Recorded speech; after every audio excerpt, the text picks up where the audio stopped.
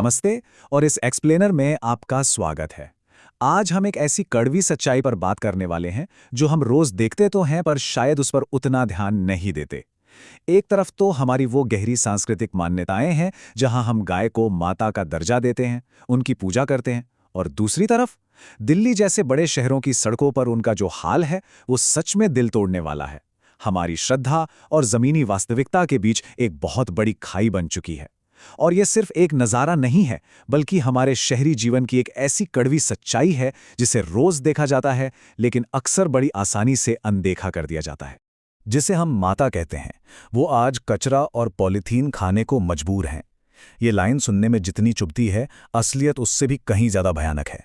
होता क्या है कि कुछ पशुपालक सिर्फ दूध निकालने के समय ही इनकी परवाह करते हैं, बाकी पूरे दिन इन्हें सड़कों पर ऐसे ही भगवान के भरोसे छोड़ दिया जाता है।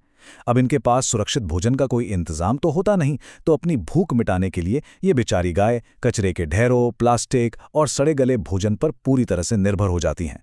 यह स्थिति सच में ये सोचने पर मजबूर कर देती है कि क्या यही हमारी असली सभ्यता है। सेक्शन 1, प्लास्टिक के सेवन की क्रूरता और कैसे एक छोटी सी लापरवाही इन बेजुबानों के लिए मौत की सजा बन जाती है। अब जरा ध्यान दीजिए कि ये पूरी दर्दनाक प्रक्रिया काम कैसे करती है। चरण 1, भोजन की तलाश में ये जानवर कचरे के साथ साथ पॉलीथीन भी खा लेते हैं। चरण 2, अब जाहिर सी बात है, प्लास्टिक पचता तो है नहीं, तो वो सीधे उनके पेट में एक बड़े से कचरे के ढेर की तरह जमा होने लगता है। इसका असर ये होता है, यानी चरण 3, उन्हें लगता है कि उनका पेट भरा हुआ है और उन्हें भूख लगना बिल्कुल बंद हो जाती है।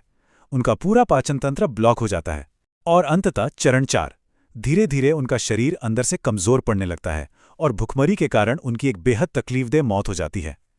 सच मानिए, ये कोई प्राकृतिक मौत नहीं है, ये सड़कों पर फैले कचरे का सीधा सीधा परिणाम है। सेक्शन 2, मानव स्वास्थ्य के लिए खतरा, यानी इस शहरी लापरवाही की वो कीमत जो हम खुद चुका रहे हैं। देखिए, मुद्दा सिर्फ जानवरों तक सीमित नहीं है। जब सड़कों पर जगह जगह कचरा और पशुओं का मल जमा होता है ना, तो वो अस्वच्छ वातावरण, खतरनाक मच्छरों और बैक्टीरिया के पनपने की एक परफेक्ट जगह बन जाता है। यहीं से डेंगू, मलेरिया और चिकनगुनिया जैसी बीमारियां आग की तरह फैलती हैं।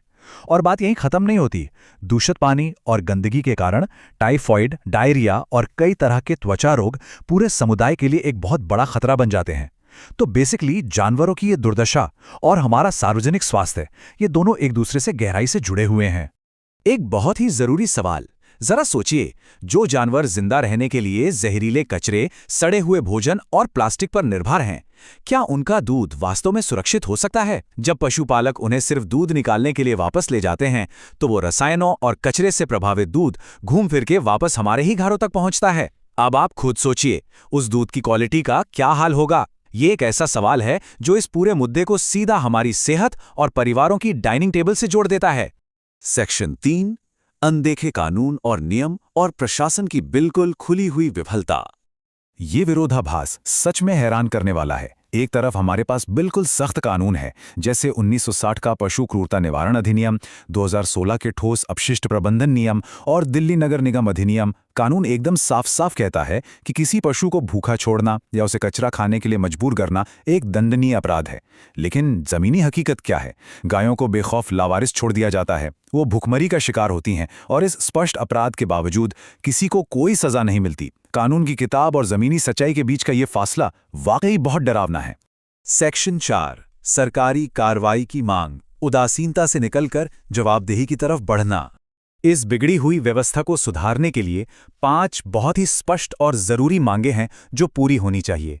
पहला, सभी पशुपालकों का अनिवार्य रूप से पंजीकरण होना ही चाहिए ताकि उनकी सही पहचान हो सके।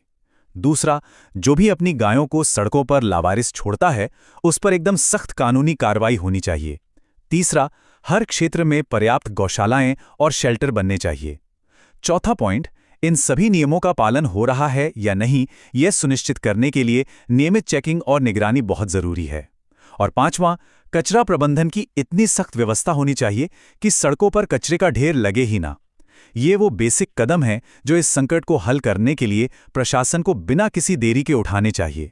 सेक्शन 5, समाज का कर्तव्य और विकल्प, यानी बदलाव की जिम्मेदारी हमें खुद कैसे लेनी है। सिर्फ सरकार पर निर्भर रहना काफी नहीं है।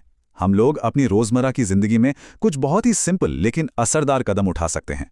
सबसे पहली बात, सड़कों पर कचरा फेंकने की आदत को हमें आज ही बदलना होगा। दूसरा और शायद सबसे महत्वपूर्ण कदम, पॉलीथीन और सिंगल यूज प्लास्टिक का उपयोग कम करना होगा, क्योंकि सच कहूं तो यही इन जानवरों के लिए सबसे बड़ा जहर है। और तीसरा, अगर मुमकिन हो तो लावारिस पशुओं को प्लास्टिक में लपेटकर बचा हुआ खाना देने के बजाय उन्हें साफ और स्वच्छ चारा उपलब्ध कराएं। हमेशा याद रखिए, उठाया गया एक छोटा सा कदम भी किसी बेजुबान की जान बचा सकता है।